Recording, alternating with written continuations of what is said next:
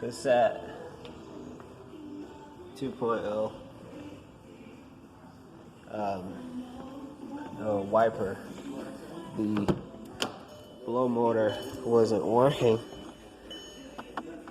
at all, and this cigarette lighter wasn't working. That's all you would see before.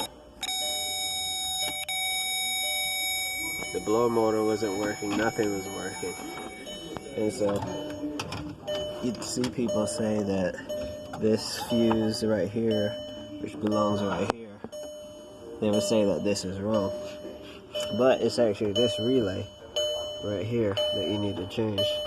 That controls the cigarette lighter, and it controls the blow motor. Most people would say that this relay right here is the problem.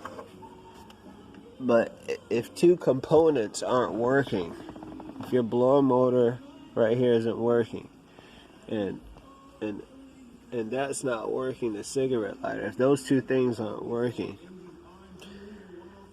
then you need to change this relay right here.